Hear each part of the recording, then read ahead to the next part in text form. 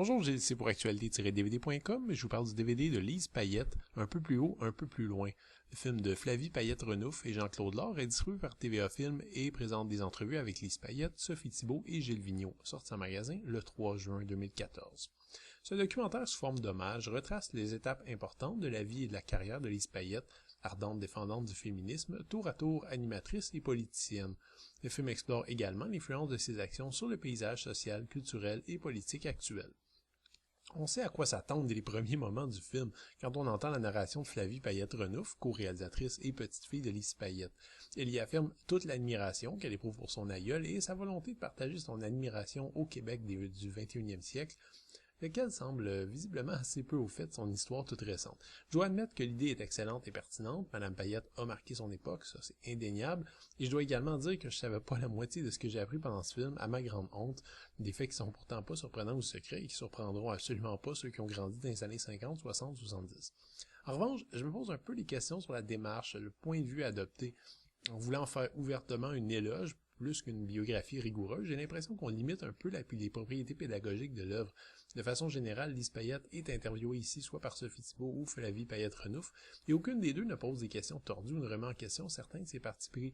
Je recherchais pas nécessairement des entrevues gorgées de mauvaise foi, comme on en entend parfois aux francs-tireurs, par exemple, mais hormis sa fameuse gaffe sur les Yvettes, le film en entier brosse simplement un portrait flatteur, ponctué d'hommages émus provenant de différentes personnalités souvent affiliées au côté souverainiste du spectre politique.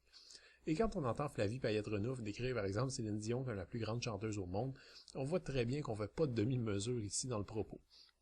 On retient certains bons moments tout de même, Gilles Vigneault est toujours agréable à entendre, avec sa voix inimitable et ses images colorées, et Claude Charon lance quelques petites pépites également, rappelant par exemple que Lise Payette n'a pas seulement influencé la place des femmes dans la société québécoise, mais que forcément ce rôle a également transformé considérablement la place des hommes. Je m'explique un peu moins bien la présence de Stéphane Laporte, qui enrichit pas spécialement le propos, à mon avis, ni celle de Pauline Marois, qui vaut davantage pour ce qu'elle symbolise que pour ce qu'elle a à dire. Le passage avec Céline Dion va sans doute également mettre vos nerfs à rude épreuve si vous tolérez mal son genre très particulier d'émotivité extrême, et même si sur papier l'idée de confronter Lise Payette aux principaux porte-parole étudiants du printemps érable était bonne, le résultat est décevant. Bon, ce que les habituels critiques du mouvement passent constamment sous silence, c'est que pertinent ou non, ces porte-paroles des associations étudiantes représentent vraiment la plus récente représentation d'une mobilisation sociale concrète au Québec, un élément clé de toute société démocratique pour laquelle Lise Payette s'est battue toute sa vie. Le problème, c'est qu'on la retrouve ici en train d'opérer des semi-entrevues possiblement improvisées avec Léo Bureau-Blouin, Martine Desjardins, Gabriel Nadeau-Dubois à propos de sujets flous et mal développés comme l'immigration. On a connu Madame Payette plus efficace, mais n'est peut-être pas aidée non plus par un montage expéditif. D'ailleurs, beaucoup d'extraits d'archives de ces émissions populaires interdites aux hommes et place aux femmes prouvent à quel point elle était forte en entrevue.